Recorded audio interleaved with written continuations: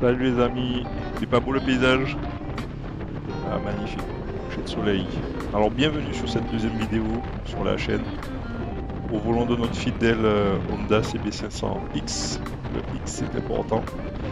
Euh, et donc nous allons faire une balade sur le littoral de la Martinique. Quittons la ville du Carbet et nous allons nous rendre jusqu'au Lorrain en longeant les côtes. Durant la vidéo, nous allons parler un peu de la CB500X, pourquoi ce choix. Et nous allons aussi parler brièvement de mon parcours. Et juste avant, je vais expliquer l'objectif de la chaîne. Alors, pas de prétention particulière, juste partager autour de la passion de la mécanique avant tout. Et quand l'occasion est donnée, de la moto, de tout ce qui roule, quoi. Donc voilà, donc je vais vous laisser quelques minutes pour profiter du paysage et je vous reprends au moment de l'entrée sur la ville de Saint-Pierre. À tout de suite.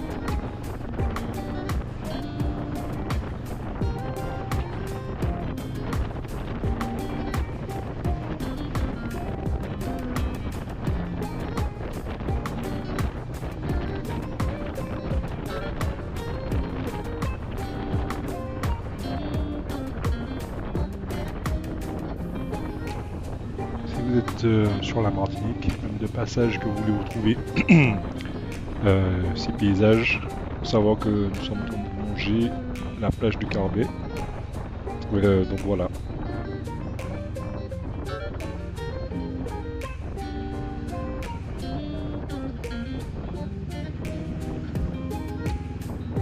Alors juste devant nous va se présenter le tunnel du Carbet, qui est aussi appelé localement le trou. Nous y sommes.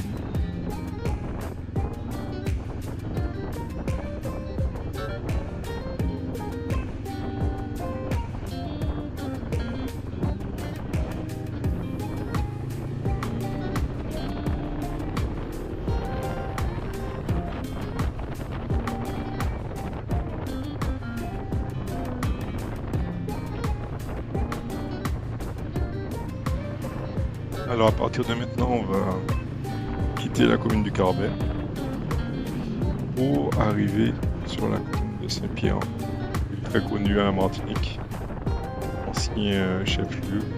On voit là sur les images sur la gauche légèrement, qui siège au-dessus la célèbre montagne Pelly. Aujourd'hui, on va pas faire du tourisme, on va parler un peu de moto. Donc, je vais parler de la CB500, notamment, et peut-être un peu de mon parcours moto. Alors, pour parler de la moto,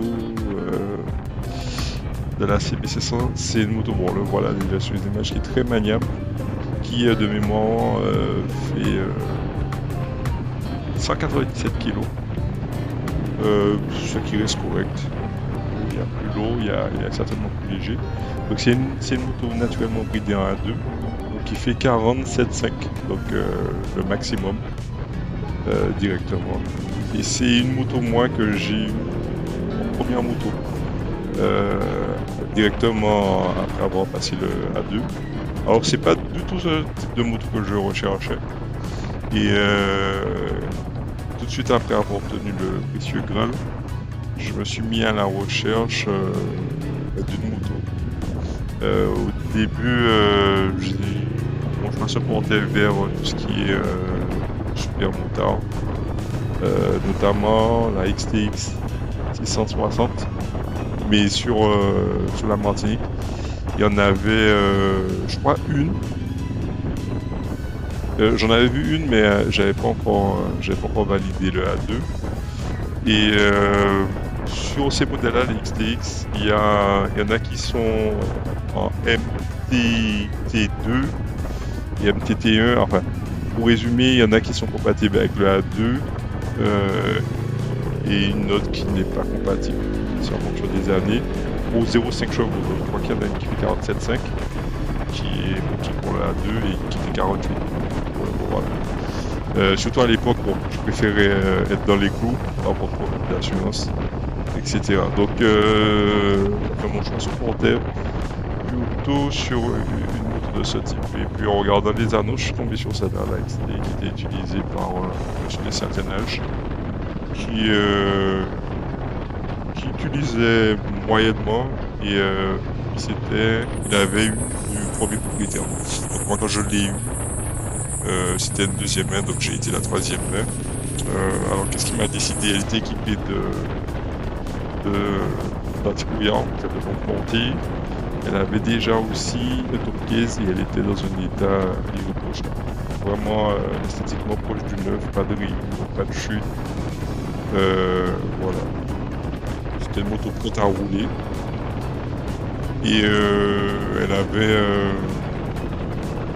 dans les 20 000 km. Je ne me rappelle pas précisément, mais elle avait déjà les 20 000 km, elle avait un bon suivi. En tout cas, voilà. Donc c'est une moto que j'ai eu dans ces conditions. Donc en dehors de toutes ces caractéristiques, donc moi je ne connaissais pas grand chose à la moto. J'avais eu dans les cours de plateau, enfin ma formation auto-école, une Z650. Pour ma faible expérience, je la trouve un peu brutale, surtout sur les... J'avais du mal à gérer ma vitesse sur tout ce qui était freinage d'urgence surtout. J'avais du mal à savoir combien j'étais. J'arrivais très souvent au-delà des 50 km/h demandés. Voilà, et puis je la trouvais pas spécialement confortable. Je suis un peu plus de 1m83, 1m85 pour être précis. Et sur un roadster, j'étais pas spécialement à l'aise dessus. En faisant la circulation, après 2 heures de circulation, j'ai le côté complètement pourri. Donc c'est vrai que bon, les roadsters pour moi c'était un petit peu quelque chose. Voilà, après avoir expérimenté ça, ça me plaisait pas trop. Donc c'était trail, super moteur, et j'avais trouvé cette CP700 dans un bon état. Elle était dans mon budget, la négociation s'est bien passée, et j'ai pu la récupérer, voilà. Et d'ailleurs, quand je l'ai récupéré, souvent, il m'arrivait de faire des balades de ce type-là. Donc on a quitté la ville de Saint-Pierre. Je parlais d'autre chose, je ne l'ai pas signalé. Et là, on se dirige vers la du Mont de Route. D'ailleurs, il présente la route à peu près. Donc pour revenir à la moto, voilà. Donc cette expérience sans route sur la formation auto, bon voilà, les roadsters, c'est pas pour moi. Donc voilà, j'ai passé, j'ai eu mes 2 ans avec cette moto-là et j'en garde de très bons souvenirs. Je l'ai prise, j'ai fait 20 000 km à son bord. J'ai pas eu un pépin, alors j'ai changé dessus. J'ai fait un kitchen, quand j'avais pris, on avait 20 000. Il était encore bon, mais je préférais avoir quelque chose de correct. Je crois que la tension de chaîne, j'étais déjà au maximum européen. Pour ça, j'avais changé ça dessus, une chaîne 9. Alors, j'ai des modifications, ce soit jusqu'au 1009. Les pneus, parce que j'avais des JPR 300. Et comme c'était une moto qui était utilisée beaucoup sur du plat, je pense qu'ils étaient un peu carrés.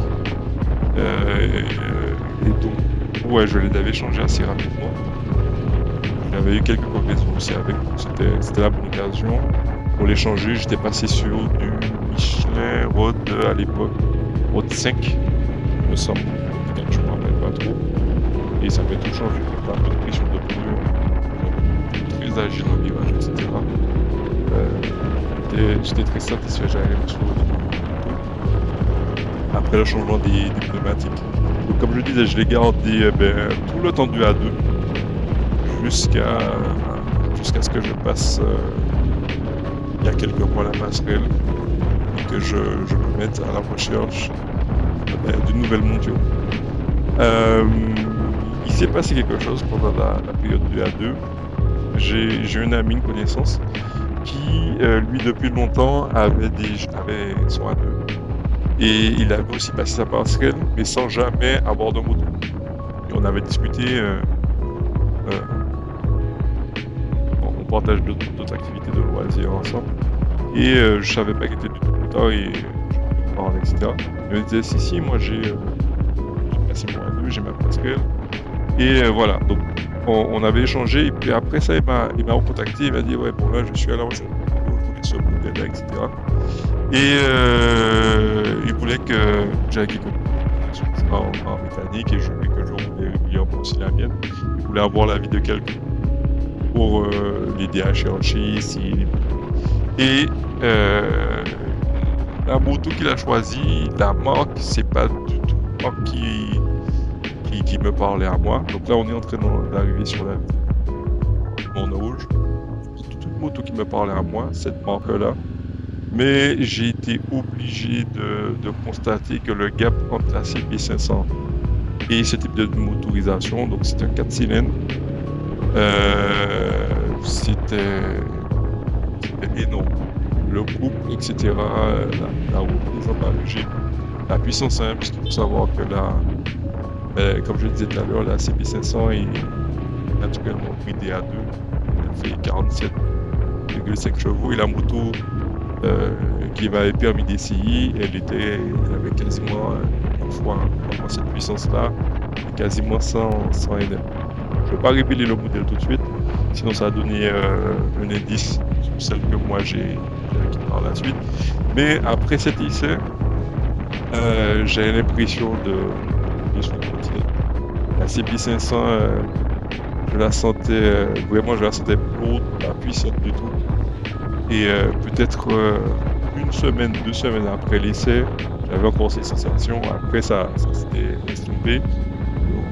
Parce que j'en ai actuellement ma CB500. Et de toute façon, j'étais encore soumis à la période du A2 qui demande à ce qu'on ait des machines. Mais je me suis dit, dès que ce serait possible, je ferai les démarches pour passer la passerelle et pouvoir changer de motorisation.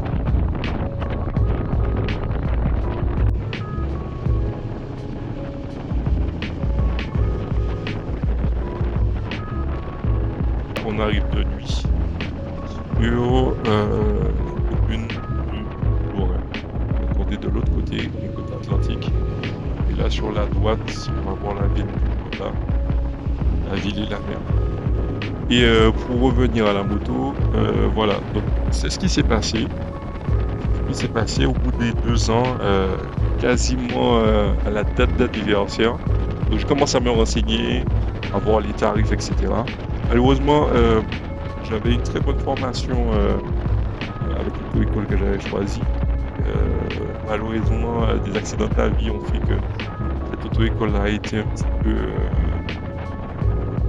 on va dire, l'organisation était un peu chamboulée, donc j'ai pas pu repasser avec eux.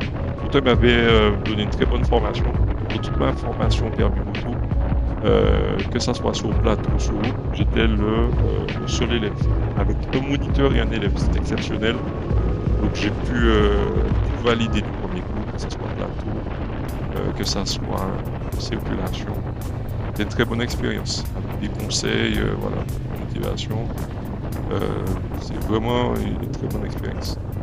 Et là, donc on passe dans la ville de Lorrain, qui est sur la côte atlantique. Et comme je disais, j'ai pas pu passer la passerelle malheureusement avec eux. Je sais qu'ils avaient une ER6N full. Je crois qu'ils aux alentours de 70-75 chevaux.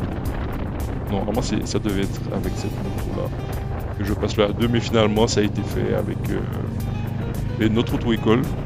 J'avais prospecté, donc j'ai fait avec les comités disponibles près de chez moi et j'ai pu avoir le Saint-Gall. J'ai fait toutes les démarches. Alors, ce qui est particulier entre l'obtention du permis A2 et la passerelle, c'est que avec l'attestation de réussite à l'épreuve du A2, on peut tout de suite acheter, conduire déjà, acheter et assurer une moto.